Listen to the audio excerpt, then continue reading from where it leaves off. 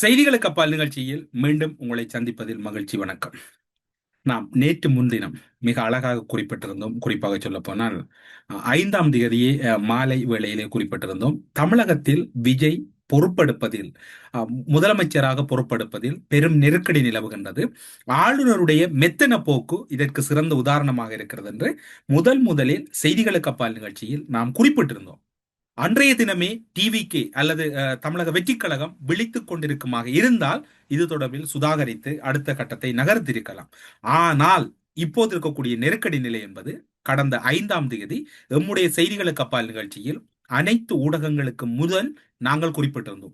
எல்லா ஊடகங்களும் 7ஆம் தேதி விஜய் முதலமைச்சராக பொறுப்பேற்கிறார், அதற்கான ஏற்பாடுகள் நடைபெற்றுக் கொண்டிருக்கின்றன நேரு உள்ளக அரங்கிலே, அதற்கான அனுமதியை ஆளுநர் கொடுக்கின்றார், ஆளுநர் பதவி பிரமாணம் செய்து வைக்கின்றார் என்கிற தகவல் தான் வெளிவந்து கொண்டிருந்தது. நாம் கூறினோம் இவற்றுக்கு அசாத்தியங்கள் அதிகமாக இருக்கிறது, இதன் பின்னணியில் பெரும் அரசியல் நிகழ்ச்சி நிரல் இருக்கிறது என்பதை அடித்து கூறினோம். யாரும் அதனை பெரிய அளவில் எடுத்துக்கொள்ளவில்லை. தமிழகத்திலே அதற்கான வாய்ப்புகள் இல்லை என்கின்ற கருத்துக்கள் முன்வைக்கப்பட்ட சூழ்நிலையில் வரலாற்றில் 2வது முறையாக முதன்முறை விஜய் அவர்களின் வெற்றி உறுதிப்படுத்தப்படும் என்று இதே செய்திகளுக்கு அப்பால் கூறினோம். இப்போது கடந்த 5ஆம் தேதி தேர்தல் முடிவுகளுக்கு மறுதினம் 5ஆம் தேதி நாம் கூறியது அப்படியே என்று முழுமையாக நடந்திருக்கிறது. ஆளுநரின் மௌனம் என்பது கூட இங்கு பலத்த சந்தேகத்தை ஏற்படுத்தி இருக்கிறது. ஒருவேளை விஜயை இந்த இடத்திலும் கூட ஒரு அக்கினி பிரவேசம் விஜய்க்கு இருக்கிறதா என்கின்ற சந்தேகம் ஆழமாக பார்க்க வேண்டி இருக்கின்றது. தமிழகத்தில் இருக்கக்கூடிய பொறுப்பு ஆளுநர், அவர் ஆளுநர் என்று கூறினாலும் அவர் பாரதிய ஜனதா கட்சியினுடைய ஒரு அரச முகவராகத்தான் அங்கு இருக்கின்றார். அதன் அடிப்படையில் பார்க்கின்ற போது திராவிட முன்னேற்ற கழக அரசும் இறுதி வரையும் விஜயினுடைய அரசியலை முழுமையாக முடிப்பதற்கு முயற்சி செய்து கொண்டிருக்கின்றது. அது கரூராக இருக்கலாம், அதன் பின்னர் வந்து ஜனநாயக திரைப்படமாக இருக்கலாம், அல்லது அவர் மீதான அவதூறாக இருக்கலாம், தனிப்பட்ட வாழ்க்கை விவகாரமாக இருக்கலாம். எல்லா விதத்திலும் முயற்சி செய்து எல்லாம் தோல்வியடைந்த நிலையில் இப்போது திமுக வசம் இறுதியாக ஒரு ஆயுதம் இருக்கின்றது.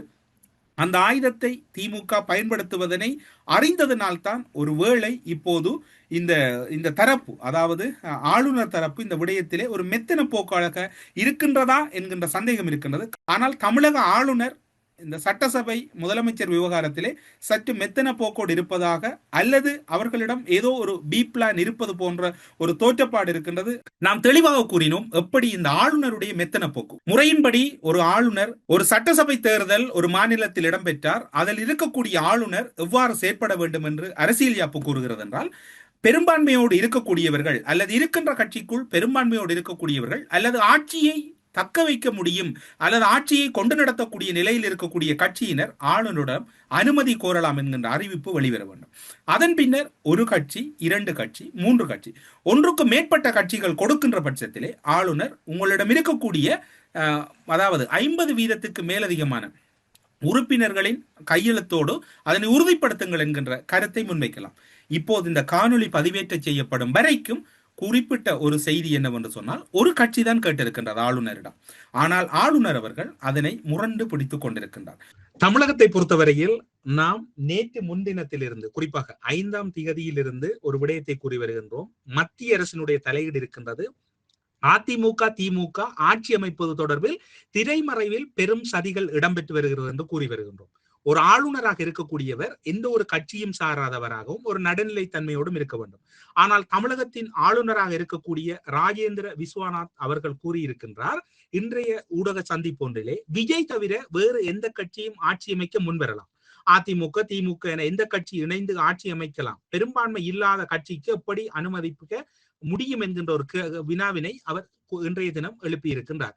குறிப்பாக இதனை கேட்க வேண்டிய தகுதி ஆளுநரிடம் இல்லை என்பதுதான் மிகவும் தெளிவாக இந்திய அரசியலமைப்பு கூறுகின்றது. ஆனால் ஆளுநர் இந்திய அரசியலமைப்பு மீறுகின்ற வகையில் இந்த விவகாரத்தை நிரூபிக்க வேண்டிய இடம் தமிழக சட்டசபை. தமிழக சட்டசபையினுடைய சபாநாயகர் போன்று அல்லது தமிழகத்தினுடைய ஒரு பொறுப்பு நிலையின் அதிகாரி போன்று செயற்படுகின்ற செயற்பாடு என்பது தமிழகத்தை பொறுத்தவரையில் பெரும் அதிர்வலைகளை ஏற்படுத்தி இருக்கின்றது.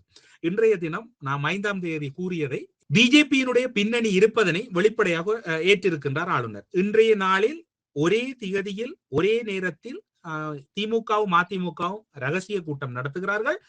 திமுகவில் இருக்கக்கூடிய 2ஆம் நிலை தலைவர்களின் ஆசையாக இருப்பது அதிமுகவுடன் கூட்டி சேர்வது. மதச்சார்பு கூட்டணியில் இருந்த அதிமுக எப்படி திமுகவோடு இணையலாம் என்கின்ற கேள்வி இருக்கின்றது. இப்போதைய சூழ்நிலையில் தமிழகத்திலே 2 விடயங்கள் இருக்கின்றது. ஒன்று, தமிழகம் நிலையான ஒரு ஆட்சியை பெற்றுவிடக் கூடாது என்பதில் பாரதிய ஜனதாவினுடைய ஆசை இருக்கின்றது.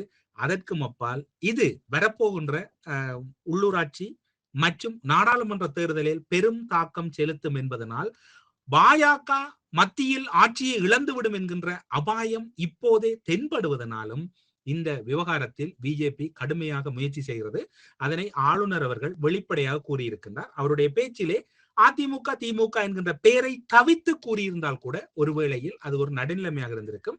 ஆளுநரின் மனக்கிடக்கை அல்லது ஆளுநரை வழிநடத்தக்கூடிய அமித்ஷாவாக இருக்கலாம் அல்லது மத்திய அரசில் இருக்கக்கூடிய யாரினுடைய நிகழ்ச்சி நிரல் என்பதை இன்று வெளிப்படையாக ஆளுநர் அவர்கள் ஏற்றிருக்கின்றார். இதனை நாம் நேற்று முன்தினம் டெல்லியிலே இவ்வாறான ஒரு கலந்துரையாடல் இடம்பெறுகிறது என்று கூறினோம். அதனை இன்றைய தினம் அவர் ஒப்புதல் வாக்குமூலம் நிரூபித்திருக்கின்றமை குறிப்பிடத்தக்கது. 1989 கர்நாடக மாநில முதல்வராக இருந்த எஸ்.ஆர். பொம்மை தலைமையிலான ஜனதா தளம் அரசு சட்டமன்றத்திலே பெரும்பான்மை இழந்து விட்டது என்று ஆளுநர் அறிக்கையில் அடிப்படையில் இந்திய அரசியல் சாசனத்தின் 356வது பிரிவை பயன்படுத்தி மத்திய அரசால் கலைக்கப்பட்டது. ஆனால் சட்டசபையில் தனது பெரும்பான்மையை நிரூபிக்க தனக்கு வாய்ப்பு வழங்கவில்லை என்று அன்றைய முதல்வராக இருந்த எஸ்.ஆர். பொம்மை அவர்கள் நீதிமன்றத்திலே அதனை குறிப்பிட்டு நீதிமன்றத்தின் உதவியை நாடியிருந்தார்.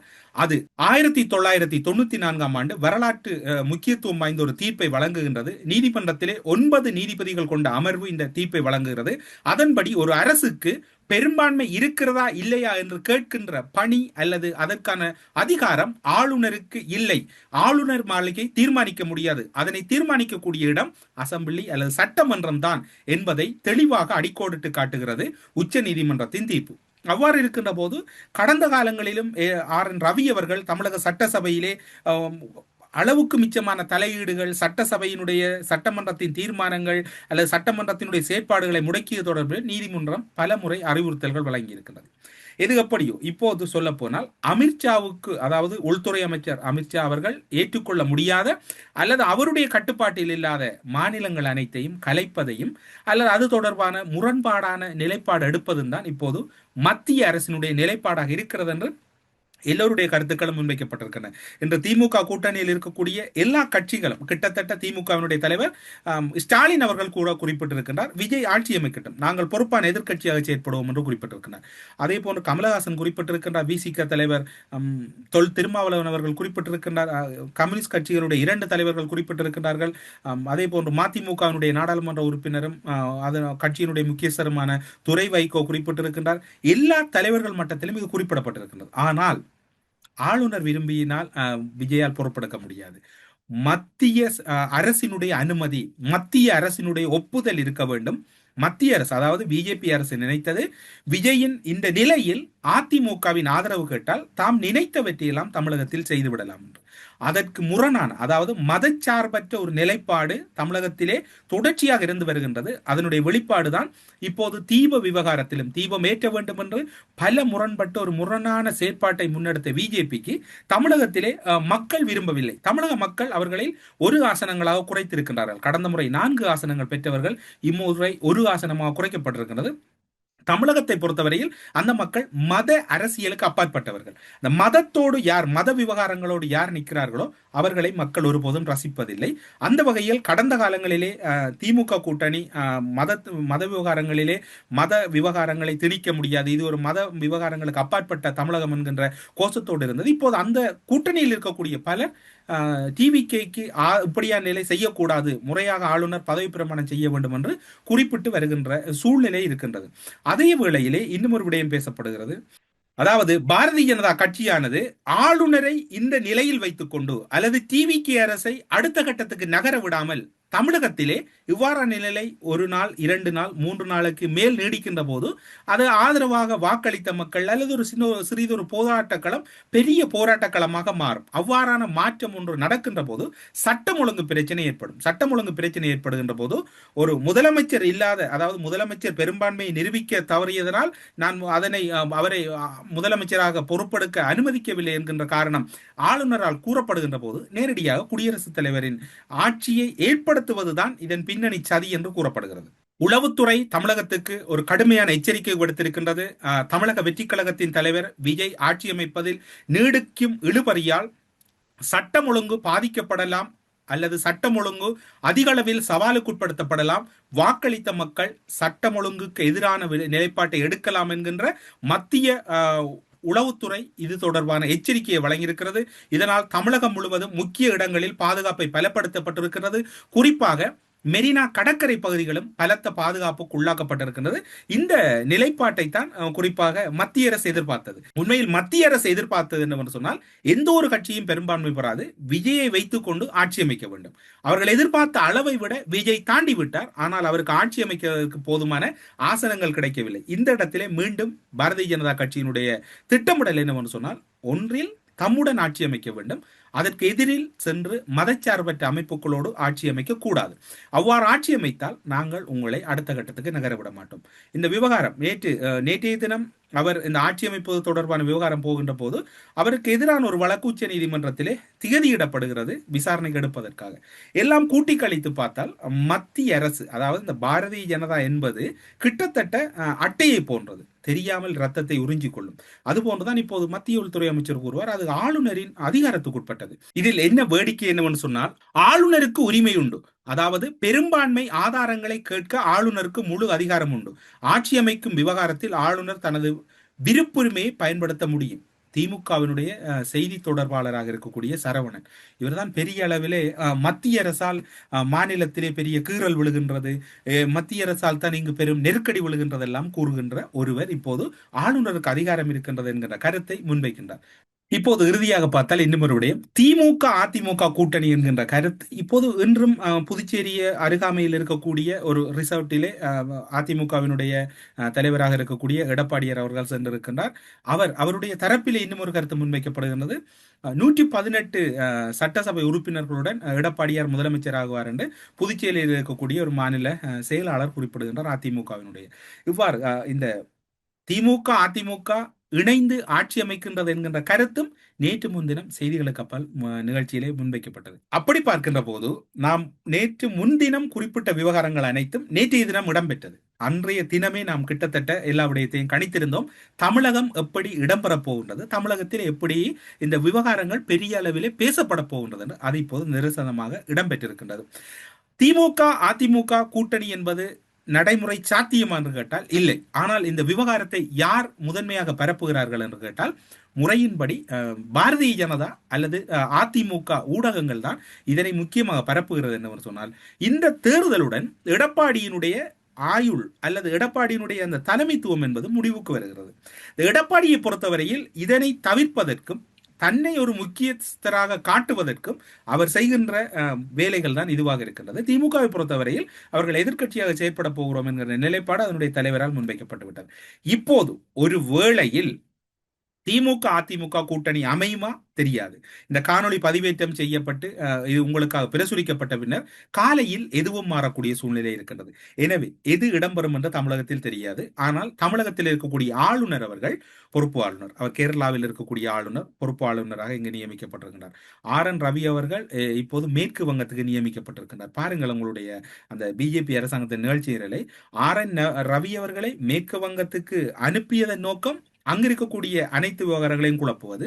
கர்நாடகாவின் இப்போது இந்த பெரியதொரு மாநிலம், இந்தியாவிலே ஒரு பெரும் மாநிலமாக இருக்கக்கூடிய தமிழ்நாட்டு மாநிலத்துக்கு, தமிழக மாநில அரசுக்கு ஒரு ஆளுநரை பொறுப்பு ஆளுநராக அது தேர்தல் காலத்திலே நியமிக்கிறது என்றால், இந்த நேரத்தில் தான் இன்னும் ஒரு விடயம் வருகின்றது. அன்றும் ஒரு பொறுப்பு ஆளுநர் இருந்தார்.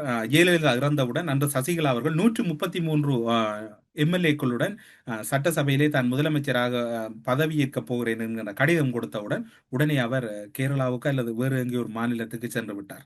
சென்று விட்ட பிறகுதான் சசிகலாவுக்கு பதவி ஏற்க முடியாமல் போனது. சசிகலாவின் வழக்கு அல்லது சசிகலா சரி பிள்ளை அதெல்லாம் விட்டு விடுங்க, 133 உறுப்பினர்களோடு கொடுத்த போதுதான் அன்று அந்த நெருக்கடியை பொறுப்பு ஆளுநர் கொடுத்தார்.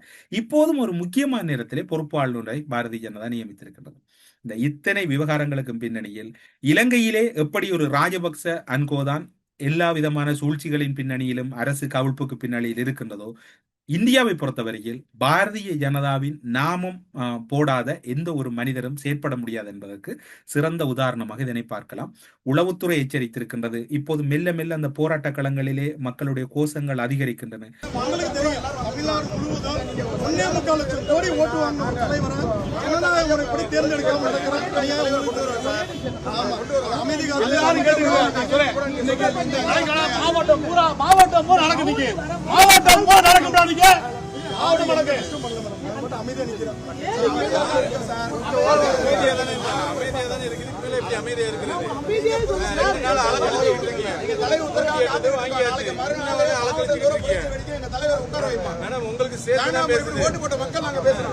ஒன்னே முக்கால் கோடி பேர் தமிழ்நாட்டுல விஜய் நம்பி போட்டிருக்காங்கல்ல, ஒரு 8 பேர் தமிழ்நாட்டுக்கு ஆதரவு கொடுக்காம என் தலைமை வந்து இன்னைக்கு பொறுப்பேற்க முடியல. ஏன் கொடுக்கல?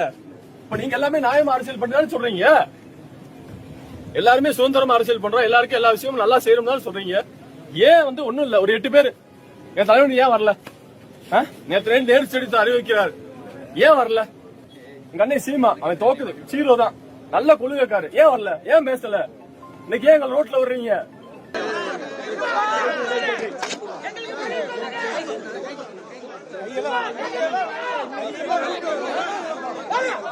தமிழகத்தின் முதல்வர் தளபதி விஜய், தமிழகத்தின் முதல்வர், தமிழகத்தின் முதல்வர். அந்த இப்போது அந்த பதவியேற்பு தொடர்பில் மீண்டும் மக்களுக்குள் ஒரு சலசலப்பு ஏற்படுகின்றது. நாளை வெள்ளிக்கிழமை, நாளை மறுதினம் சனி ஞாயிற்றுக்கிழமைகள், இந்த இப்படியான 3 நாட்களும் ஒரு அசாதாரண சூழ்நிலை தமிழகத்தில் ஏற்படுவதற்கு வாய்ப்பு இருக்கின்றது. போராட்டங்கள் வெடிக்கலாம், போராட்டங்களை நோக்கி மக்கள் நகரலாம். மக்கள் என்ன முடிவெடுக்க போகிறார்கள் என்று யாருக்கும் தெரியாது. ஆனால் ஒரு விடயத்திலே பார்த்து மகிழ்ந்து கொண்டிருக்கிறது, இது தமிழக மக்கள். இப்போது திமுக கூட்டணியில் இருந்தவர்கள் அத்தனை பேரும் சொல்லுகிறார்கள், அவருடைய 108 ஆசனங்களுக்கு மதிப்பளித்து அவரை அழையுங்கள் என்று. உடனடியாக நேற்று இன்னும் ஒரு கருத்தும் பரப்பப்பட்டது. குறிப்பாக நேற்றைய தினம் பரப்பினார்கள் என்னவென்று சொன்னால், அதாவது அவருக்கு வழங்கப்பட்டிருந்த பிரதான வாகனங்களை உடனடியாக மீளப் பெற்றதன், ஆனால் அவர் திருப்பி அனுப்பியதாகத்தான் கூறப்படுகிறது. அதே போன்று டிவிகேயில் இருக்கக்கூடிய ஒரு பொறுப்பு நிலையில் இருக்கக்கூடிய முக்கியஸ்தர் ஒருவர் அதனை உறுதிப்படுத்துகின்றார். அவர் விஜயாகத்தான் அனுப்பினார், அதாவது பொறுப்படுத்த பின்னர் இவற்றையெல்லாம் வழங்குங்கள் என்று. இன்னும் ஒரு விடயம், திமுக அதிமுக என்பது எவ்வாறான ஒரு கூட்டணி? திமுக அதிமுக என்பது அவர்கள் எப்போதும் இணைந்துதான் இருப்பார்கள், அவர்களுக்கு ஒரு நெருக்கம் இருக்கிறது என்று நாம் கூறவில்லை. கூறுவது யார் என்று சொன்னால், தமிழகத்தினுடைய பாரதிய ஜனதாவுடைய முன்னாள் மாநில தலைவராக இருந்த அண்ணாமலை கூறுகிறார். அதனையும் பாருங்கள். அண்ணன் பங்காளி கட்சியில் நான் சொல்ல, அதிமுகவுடைய எம்எல்ஏக்கள் சொன்னதுதான் நான் சொல்றேன். அதிமுக எம்எல்ஏக்கள் சொன்னாங்க, நாம 2 பேர் அடிச்சுக்கலாம், நாம 2 பேர் பங்காளி, பிஜேபி வரக்கூடாது. திமுக சில அமைச்சர்கள் பங்காளி சொன்னாங்க, நாம 2 பேர் பங்காளி, நாம 2 பேர் அடிச்சுக்கலாம், திராவிட கட்சிகள், ஆனா பிஜேபி உள்ள வரக்கூடாது. அவர்கள் சொன்ன அதே வார்த்தையை நான் பயன்படுத்துறேன். பங்காளிகள் என்கின்ற பெயரை நான் வைக்கலீங்கன்னா, அதிமுகவினுடைய எம்எல்ஏக்கள், முன்னாள் அமைச்சர்கள் பத்திரிகையாளர் சந்திப்புல பங்காளிகள் என்கின்ற வார்த்தையை பயன்படுத்துறது அதிமுக தான். அவங்களே அந்த பூனையை வெளியே விட்டுட்டாங்க. 5 வருஷம் நீ, 5 வருஷம் நான், நம்மை தாண்டி யாரும் வரக்கூடாது, நாம 2 பேர் இருந்துக்கலாம், புது ஆளை உள்ள விடக்கூடாது சொன்னது அவங்க தானே. அதனாலதானே பங்காளி கட்சி என்கின்ற வார்த்தையை பயன்படுத்துறேங்கண்ணா. நான் என்னுடைய மூளையை பயன்படுத்தி நான் யோசிச்சது இல்லையாங்கண்ணா, அவங்க சொன்னதை திரும்ப நான் உங்களுக்கு சொல்றேன். எதுவும் நடக்கலாம், எப்படி நடக்கக்கூடிய சூழ்நிலை தான் தமிழகத்தில் இருக்கின்றது. ஆனால் இந்த விவகாரத்திலே சிலருடைய கருத்து, மே 17 இயக்கத்தினுடைய தலைவர் திருமுருகன் காந்தி அவர்கள் கூறுகிறார், ஆளுநர் இதனை தடுக்க வேண்டாம், அவருக்கு வழிவிடுங்கள், அவர் முதலமைச்சராக பொறுப்பெடுக்க வேண்டும். மக்களாட்சி நிலவுவதற்கான வழிமுறையை செய்வதுதான் ஒரு ஆளுநரோட வேலை. பெரும்பான்மையை நிரூபிப்பது என்பது சட்டசபையில் தான் நிரூபிக்க வேண்டுமே ஒழிய அதை ஆளுநருக்கு நிரூபிக்க வேண்டிய அவசியம் இல்லை. ஆளுநர் வந்து சபாநாயகர் கிடையாது. ஒரு தொங்கு சட்டசபை உருவாக்கக்கூடிய சூழலில் எந்த கட்சிக்கு அதிகமான உறுப்பினர் இருக்கிறார்களோ, சட்டமன்ற உறுப்பினர் இருக்கிறார்களோ, அந்த கட்சியை அழைக்க வேண்டும் என்று உச்சநீதிமன்றம் தீர்ப்பு கொடுத்தது. அப்ப இந்த வரையறைப்படி எந்த நடவடிக்கையும் தமிழ்நாட்டினுடைய இன்றைய ஆளுநர் மேற்கொண்டிருந்தால் விஜய் அவர்களுக்கான ஆட்சி அமைக்கக்கூடிய உரிமையை அங்கீகரித்திருப்பார். திருப்பரங்குன்றத்தில் கலவரம் பண்ணன்னு சொல்லி அத்தனை அழிச்சாட்டியம் செய்த அந்த பிஜேபியை நிராகரித்திருக்கிறார்கள். இன்றைக்கு தமிழ்நாட்டில் ஆட்சி அமைக்கப்படணும், தமிழக வெற்றி கழகத்திற்கு ஜனநாயக சக்திகள் இந்த புள்ளியில இருந்தாவது கவனிக்க வேண்டும். இதை இந்த புள்ளியில இருந்தா கவனிக்க. நாளைக்கு ஆளுநர் ஆட்சியை வந்து நம்ம தலைவர் திணிக்கிறதுக்கா, ஆளுநர் ஆட்சி நடந்ததுக்காக கொண்டு வந்ததுக்கு பின்னாடி என்ன செய்வாங்களே. அதே போன்று குணச்சித்திர நடிகர் தம்பி ராமையா அவர்களும் ஒரு உருக்கமான பதிவை விடுகின்றார். இந்த விவகாரத்திலே தலையிடாதீர்கள், நீங்கள் ஒரு நல்ல மனிதன், அறிவார்ந்தவர், ஆளுநர், இந்த விவகாரத்துக்கு வழிவிடுங்கள், அவருடைய விவகாரத்திலே தலையிடாதீர்கள் என்று கூறுகிறார். வணக்கம். திரைக்கலைஞன், பொதுமக்களில் ஒருவன் தம்பி ராமையா. கேரள ஆளுநர் மற்றும் தமிழ்நாடு பொறுப்பு ஆளுநர் ஐயா அலேக்கர் அவர்களுடைய பாதம் தொட்டு நான் வணங்குகிறேன். நீங்கள் மிகப்பெரிய அறிவாற்றல் ஆளுமை கொண்டவர் என்ற நிலை இருந்ததால் தான் உங்களுக்கு இந்த பொறுப்பு வழங்கப்பட்டுள்ளது. நான் எந்த கட்சியும் சாராதவன், புரட்சித் தலைவர் எம்ஜிஆர் மீது மட்டும் பக்தி கொண்டவன். இப்பொழுது நடந்து முடிந்த தேர்தலில் 40% ஓட்டை இளைய தளபதி விஜய் அவர்கள் வாங்கியிருக்கிறார்கள். 2 கோடி பேர் ஓட்டு போட்டிருக்கிறாங்க. 2 கோடி பேர் என்பது ஓட்டுரிமை படைத்தவர்கள். இதில் ஓட்டுரிமை அற்ற மாணவர்கள், மாணவிகள், எனது பேத்தி, எனது பேரன், எல்லா குடும்பங்களில் இருப்பவர்களுடைய ஆசையும் அபிலாஷையும் அதில் ஒளிந்திருக்கிறது. கடந்த 2-3 நாள் நிகழ்வுகள் என்பது தமிழ்நாட்டில் இருக்கக்கூடிய குழந்தைகளை, ஓட்டுரிமை அற்றவர்களை, மாணாக்க செல்வங்களை, என்னை போன்ற நிறைய பேருடைய பேரன் பேத்திகளை மனம் கலங்க செய்திருக்கிறது. எல்லோர் வீட்டிலும் ஒரே கூக்குரல், தமிழ்நாடு எங்கும் எல்லோர் வீட்டிலும் குழந்தைகளுடைய கூக்குரல். எப்ப வருவாங்க, எப்ப, எத்தனை சீட்டு, எப்ப பதிவு ஏத்துட்டாங்களா, எப்ப ஏற்க போறாங்க, ஒரு இனம் புரியாத தொல்லைக்கு ஆளாக்கப்பட்டு எல்லோரும் மன செஞ்சலத்தில் ஆழ்ந்து கிடக்கிறார்கள். 113 காமிச்சிட்டாங்க, 5 கூட தூக்கி போடுங்க, 108 இருக்குல்லங்க ஐயா, அழைங்க ஐயா தம்பி விஜய கொடுங்க. அவர் கேட்டுக்கக்கூடிய இந்த 2 வார அவகாசத்தை கொடுங்கள். அவர் அதை ப்ரூவ் பண்ண முடிஞ்சது அப்படின்னா ஆட்சி தொடரட்டும். ப்ரூவ் பண்ண முடியலன்னா ஆட்சி விட்டு சட்டம் ஆட்டோமேட்டிக்கா அவரை தூக்கிற போது அடுத்த இன்னொரு எலெக்ஷன் கூட நீங்க ஃபார்ம் பண்ணுங்க. அதுக்கப்புறம் யாரோ வந்து போட்டும். தயவு செய்து இந்த ஓட்டுரிமையற்ற இந்த குழந்தை செல்வங்கள், அவர்கள் அறியாமையில் இருப்பவர்கள், இன்ஃபாக்சுவஸில் இருப்பாங்க, உண்மை இருந்துட்டு போட்டுமே, அவர்களுடைய பார்வையில், அவர்களுடைய எண்ணத்தில் இருந்து, அவர்களுடைய பாயிண்ட் ஆஃப் இருந்து கேட்கிறேன். அலேக்கர் ஐயா தம்பி விஜய் அவர்களை அடுத்த எம்ஜிஆர் ஆகிவிட்ட எம்ஜிஆர், அவ்வளவுதான், உண்மைதான். அதிமுகவில் இருக்கக்கூடிய வெற்றி பெற்றிருக்கக்கூடிய பாண்டிச்சேரியில் இருக்கக்கூடிய எம்எல்ஏக்கள் புரிந்து கொள்ள வேண்டும். நீங்களாக வந்து விஜய்க்கு சப்போர்ட் செய்யுங்க. அடுத்த எம்ஜிஆர் சார் கூப்பிடுங்க, அவர் ஆட்சி கட்டில் அமர வைங்க. திரும்ப சொல்றேன், அறுதி பெரும்பான்மை நிரூபித்தான் ஆட்சி தொடரட்டும். அறுதி பெரும்பான்மை நிரூபிக்க முடியவில்லை என்றால் ஆட்சி களையட்டும், அடுத்த எலெக்ஷன் நடக்கட்டும். அலேக்கரையா, அலைங்களையா தம்பி விஜயை. ஆனால் எல்லோருடைய பலருடைய குரல்கள் தமிழகத்திலே ஒலித்துக் கொண்டிருக்கிறது. ஆளுங்கட்சி எதிர்க்கட்சி என்பதை கடந்து அவர்களுடைய நிதானமான ஒரு குரல்களும் விஜய்க்கு ஆதரவாக இப்போது வெளிவந்து கொண்டிருக்கின்றன. எப்பவும் கொஞ்சம் அமைதியா இருப்பாப்புல விஜயமா, அமைதியா இருப்பார். அந்த அமைதி ஒரு பெரிய வெற்றிக்கு வந்துவிட்டது. அவர் வெற்றி பெற்றார் என்ற செய்தி கேட்டவுடன் சந்தோஷப்பட்டேன். ஆனால் 2 தொகுதியிலுமே வெற்றி. அதற்கு மேலும் முதல்வர் ஆவறதுக்கு அவருக்கு முன்னுரிமை இருக்கிறது. ஆயிடுவார் ஒரு பெரிய நம்பிக்கை இருக்கு. ஏன்னா இவ்வளவு தூரம் வந்தவருக்கு அவ்வளவு தூரத்தில் பெரிய ஈஸி, கை கிட்டின தூரம் தானே சீட்டு, அதனால் நிச்சயமாக வந்து விடுவார் என்று எனக்கு தெரிகிறது. அவருடைய அமைதி அவருடைய பெருந்தன்மையை காட்டுகிறது.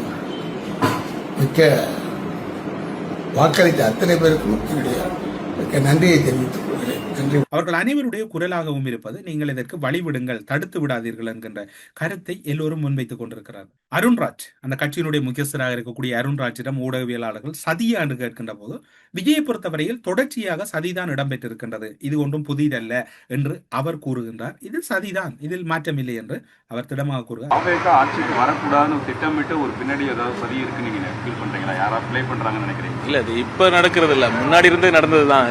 தேர்தலுக்கு முன்னாடியே தமிழக வெற்றி கழகத்தின் மீதும் தன் தலைவர் அவர்கள் மீதும் பல்வேறு ஒரு திட்டமிட்ட ஒரு சதி நடந்ததுன்னு எல்லா ஊருக்கே தெரியும். அதை மீறி தான் இன்னைக்கு தமிழகத்தில் ஒரு தனியும் பெரும் கட்சியாக நம்ம வந்திருக்கோம் மக்களோட ஆதரவுனால.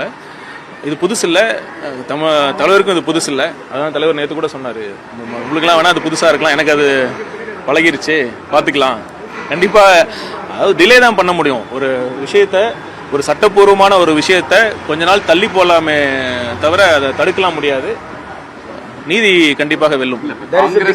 திராவிட முன்னேற்ற கழகத்தினுடைய 2ஆம் கட்ட தலைவர்களுடைய வேண்டுகோளாக இருப்பது என்னவென்று சொன்னால், அதிமுகவுடன் ஒரு கூட்டணி அமைத்து பார்ப்போம் என்பது. ஏன்னு சொன்னால், திராவிட முன்னேற்ற கழகத்தில் இருக்கக்கூடிய பலருடைய தமிழகத்திலே பல விவகாரங்கள் திமுக அதிமுக 2 தரப்புக்கும் தெரியும். அதனால் திமுகவில் இருக்கக்கூடிய பலருடைய சொத்துக்கள் அல்லது பல விடயங்கள் வந்து அதிமுக ஆட்சிக்கு வந்தாலும் பரவாயில்லை, திமுக ஆட்சிக்கு வந்தாலும் பரவாயில்லை, அவர்கள் திராவிடம் என்கின்ற பெயரில் மாமன் மச்சானாக பழகக்கூடியவர்கள். ஊழலாக இருக்கலாம் அல்லது மோசடியாக இருக்கலாம். இப்போது திமுகவிலே ஸ்டாலின் இந்த விவகாரத்திலே வேண்டாம் என்கின்ற நிலைப்பாட்டோடும் இரண்டாம் கட்ட தலைவர்கள் கிட்டத்தட்ட மாப்பிள்ளை, அதே போன்று மகன் போன்றவர்கள் எல்லாம் ஒருமுறை அதனை முயற்சி செய்யலாம் என்கிற நிலைப்பாட்டில் இருப்பதாக கூறப்படும். இதற்கான தரகு வேலைகளும் மறைமுகமாக இடம்பெற்றுக் கொண்டிருக்கின்றது. ஆனால் மறுத்தாலும் கூட மறைமுக தரகுகள் இடம்பெறுகிறது. இன்றைய தினம் அவர் புதுச்சேரியிலே சந்திக்கின்றார். இவர் தமிழகத்திலே அவருடைய கட்சி அலுவலகத்திலே எம்எல்ஏக்களை சந்திக்கின்றார். இரண்டு தரப்புகளும் சந்தித்துக் கொண்டிருக்கிறார். இரண்டு தரப்புகளும் இரண்டு அணியில் இருந்தாலும் அவர்களுடைய இதயம் ஒரு இடத்தில் தான் இயங்கிக் கொண்டிருக்கிறது. பொது விவகாரங்கள், ஊழல் மற்றும் பல இன்னொரு செயற்பாடுகளில். அதனால் இவர்கள் ஆட்சி அமைக்க வேண்டும் என்றும் அவர்களுக்கும் ஆசை தான். நாங்கள் தோற்றால், அதாவது அவர்கள் தொடர்ந்து கூறுகின்ற ஒரு விடயம், இந்த தமிழ்நாட்டிலே இரண்டு திராவிட கட்சிகள் தான் இருக்க வேண்டும், வேறு யாரும் வந்துவிடக்கூடாது என்றால் என்ன நடந்தாலும் அவர்கள் மறைத்து விடுவார்கள். இப்போது நேரு மீது பெரிய மில்லியன் கணக்கான ஊழல், மத்திய அரசு ஏன் அதனை இப்போது வரைக்கும் செய்யவில்லை? அது மட்டுமல்ல, செந்தில் பாலாஜி மீது இப்போது அந்த வழக்கு சிபிஐக்கு மாற்றப்படுகிறது. தமிழகத்திலே உதயநிதி மீது டாஸ்மாக் விவகாரம் தொடர்பிலான விசாரணை முன்னெடுக்கப்படவில்லை. இந்த தமிழக, அதாவது பிஜேபியை பொறுத்தவரையில் பிஜேபிக்கு இரண்டும், அதாவது திமுகவும் அதிமுகவும் இரண்டு கண்கள் அல்லது இரண்டு குழந்தைகள். அந்த இரண்டு குழந்தைகளும் பாதிக்கப்பட்டு விடக்கூடாது. ஓரளவு அழுத்தங்களை திமுகவுக்கு கொடுப்பார்கள், ஆனால் அவர்கள் மறைமுகமாக நல்ல உறவில் இருக்கக்கூடியவர்கள். பிஜேபியினுடைய பல முன்னணி முக்கியஸ்தர்களின் நிறுவனங்களில் திராவிட முன்னேற்ற கழகத்தினுடைய முக்கியஸ்தர்களுக்கு தொடர்பு இருப்பதாக கூறப்படுகிறது. இப்போது பொது வழியில் தான் இந்த விமர்சனங்கள் முன்வைக்கப்படுகிறது. அதனால் இதைவிட ஒரு புதிய அணி ஒன்று உருவாகமாக இருந்தால் அது எல்லா விடயத்திலும் சங்கடத்தை ஏற்படுத்தும். அதனால் இப்போது இந்த விடயம் ஒரு பெரும் பேசுபொருளாக இருக்கின்றது. ஏனென்றால் இது ஸ்டாலினை பொறுத்தவரையில் கூட தனித்து முடிவெடுக்க முடியாது. காரணம் என்னவென்று சொன்னால், துர்கா ஸ்டாலின் அவருடைய ஸ்டாலினின் மனைவியை பொறுத்தவரையில் மகனின் எதிர்காலம் தொடர்பில் அவர் சிந்திக்கின்றார். திமுக அதிமுக என்ன முடிவெடுக்கும்? ஒருவேளை எடப்பாடி பழனிசாமி முதலமைச்சர், உதயநிதி ஸ்டாலின் துணை முதலமைச்சராக வருவார்களோ தெரியாது. எதுவும் நடக்கலாம். இன்று ஒரு பொழுது மறைந்து விடுகின்ற போது தமிழகத்திலே எதுவும் மாறி இருக்கலாம். என்றால் தமிழகத்தில் யார் முதலமைச்சராக வேண்டும் என்று தீர்மானிக்கின்ற இடத்திலே இருப்பது கட்சிகள் அல்ல, பாரதிய ஜனதாவினுடைய அங்கிருக்கக்கூடிய பொலிட் பீரோ தான் இருக்கின்றது. அதனால்தான் ஆளுநர் இவ்வாறு செயற்பட்டுக் கொண்டிருக்கிறார். இந்த தகவல்களோடு இன்னும் பல தகவல்கள், தமிழகத்திலே முதலமைச்சராக விஜய் பதவியேற்பாரா என்பது நாம் கூறியதெல்லாம் இடம்பெற்றது. இதையும் கூறுகிறோம். பதவியேற்பது என்பது சாத்தியம் என்பது ஒரு பெரும் போராகத்தான் இருக்க போகிறது.